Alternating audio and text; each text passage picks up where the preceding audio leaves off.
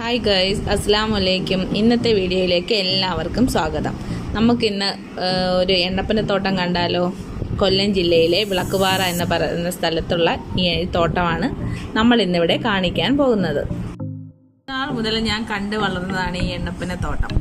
ഇതിന് 1977 വിളക്കുപാറയിലെ നമ്മുടെ ഈ ഓയിൽ ഫാം എസ്റ്റേറ്റ് സ്ഥാപിച്ചത്.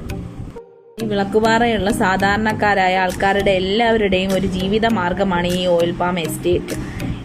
ഇതിൻ്റെ മടൽ കൊണ്ട് അത് വിറകാക്കി അവർ വിൽപ്പന നടത്തുന്നുണ്ട്. അതുപോലെ തന്നെ ഇത് ചൂലുരിഞ്ഞിട്ട് അത് വിൽപ്പന നടത്തുന്നുണ്ട്. അതുപോലെ തന്നെ നമ്മൾ കന്നാലി മേയ്ക്കാനും കന്നാലികളെ വളർത്താനും എല്ലാം നമ്മളെല്ലാവരും ഈ എസ്റ്റേറ്റാണ് ഉപയോഗിക്കുന്നത്. 1983 ഗവൺമെൻറ് ഈ എസ്റ്റേറ്റുമായി ടൈപ്പായി. അതുപോലെ തന്നെ നമ്മൾ ഇതിൻ്റെ കായ എടുത്തതിന് ശേഷം ഫാക്ടറിയിൽ നിന്ന് പുറന്തള്ളുന്ന ഇതിൻ്റെ ചണ്ടി, അതിൽ നിന്ന് നമുക്ക് ധാരാളം കൂണുകൾ മഴ കഴിഞ്ഞിട്ടുള്ള സമയങ്ങളിൽ ധാരാളം കൂണുകൾ നമുക്കിതിൽ നിന്ന് കിട്ടുന്നുണ്ട്. മാസങ്ങളോളം അത് തന്നെ ആ ഏരിയയിലുള്ള ആൾക്കാർക്ക് നല്ലൊരു വരുമാനം ഇതിൽ നിന്നും കിട്ടുന്നുണ്ട്. 1000-ഓളം ആൾക്കാർ ഈ എസ്റ്റേറ്റിൽ ജോലിക്കാരായിട്ടുണ്ട്. അവർക്കുള്ള താമസ സൗകര്യവും എല്ലാം ഈ എസ്റ്റേറ്റിൽ തന്നെ ഗവൺമെൻറ് അവർക്ക് അനുവദിച്ചു കൊടുത്തിട്ടുമുണ്ട്.